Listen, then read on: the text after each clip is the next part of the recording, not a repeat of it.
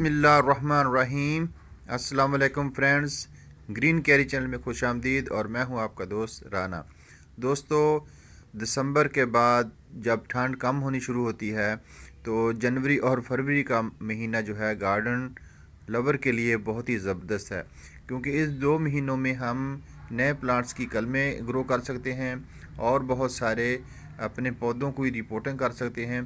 क्योंकि जब एक साल हम एक ही गमले में अपने पौधे को रखेंगे तो बहुत सारे पौधों की रूट बाउंडिंग हो जाती है। तो इसकी अच्छी हेल्थ के लिए, अच्छी ग्रोथ के लिए इनको रिपोर्ट करना बहुत ज़रूरी है। तो सबसे पहले हम मिट्टी की बात करेंगे तो मिट्टी को ज़रखेज़ होना बहुत ज़रूरी है। और अगर हम गमलों में एक साल तक एक ही मिट्टी को रखेंगे तो मज़ीद वो पौधे ज़्यादा हेल्दी नहीं रहेंगे। तो इस मिट्टी में हमने गाँव डंक भी शामिल किया था, उसके पीसेस भी मौजूद हैं। तो सबसे पहला अब हम जो काम करेंगे, इस मिट्टी को धूप में फैलाएंगे ताकि 2 से 3 घंटे इसकी मिट्टी खुश्क हो जाए।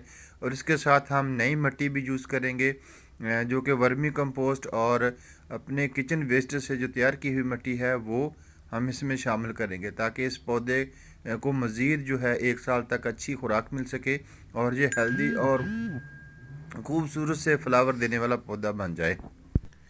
इस पौधे को लश ग्रीन बनाने के लिए इसके अंदर वक्फे वक्त से हम फर्टिलाइज़र भी इस्तेमाल करेंगे। तो दोस्तों, ये हाइबिस्कस वेरीगेटेड की वैरायटी है। इसकी मिट्टी देखें कितनी बुरबरी है और सॉफ्ट है।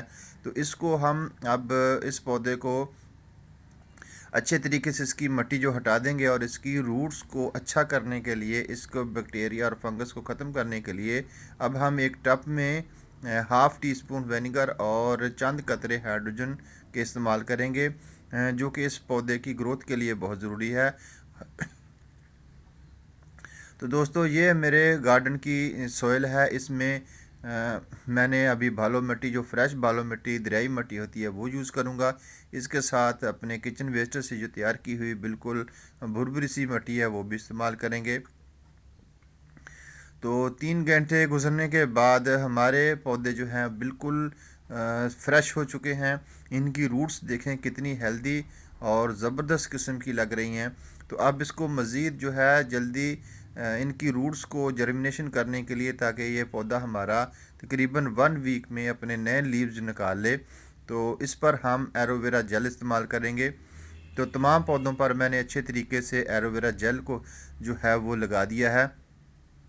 तो अब हम इसको गमले में लगाएंगे और ताकि ये हमारा जो पौधा है जल्दी ही अपनी नए लीव्स स्टार्ट कर दे।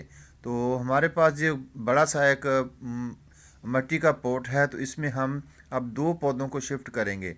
ये बिल्कुल नन्हे से पौधे हैं, तकरीबन एक साल तक ये ज़बरदस्त तरीके से अपनी ग्रोथ रखेंगे और नेक्स्ट ईयर हम इनको अलग अलग कर देंगे।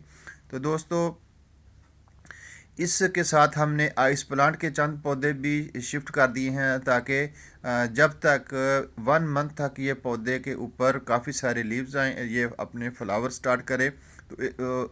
तो इस वक्त तक ये हमारा 1 मंथ में आइस प्लांट अपने फ्लावर देके मुकम्मल हो जाएगा। फिर हम इसकी गुड़ाई करेंगे और इसको फर्टिलाइज़र भी करेंगे नए सिरे से। तो दोस्तों, ये देखें मेरे 3 से 4 दिन का रिज़ल्ट, जो मैंने 2 दिन पहले पौधे लगाए थे, देखें कितने हेल्दी हैं। और इसके साथ ये मेरे गार्डन में एक बहुत ही अच्छा पौधा है, सॉन्ग ऑफ इंडिया इसका नाम है, और ये एयर प्योरीफाई पौधा है।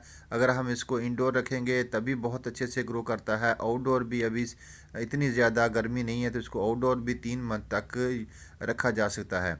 तो दोस्तों, इस पौधे की आज हम गुड़ाई करेंगे। इसको 3-4 दिन जो है वो ऐसे ही छोड़ेंगे ताकि इसकी मिट्टी खुश्क हो। फिर इसको फर्टिलाइज़र करेंगे, क्योंकि इस पौधे ने एक नन्हा सा और पौधा जो है साथ में निकालना शुरू कर दिया है। तो अब इसको फर्टिलाइज़र की ज़रूरत है और इसकी अच्छी केयर की ज़रूरत है। दोस्तों, कैसी लगी आज की हमारी वीडियो? हमारे प्लांट्स कैसे लगे आप लोगों को कमेंट्स में ज़रूर बताना। इंशाल्लाह फिर मिलेंगे एक अच्छी सी वीडियो के साथ। अपना और अपने प्यारों का ख्याल रखें। अल्लाह हाफिज़।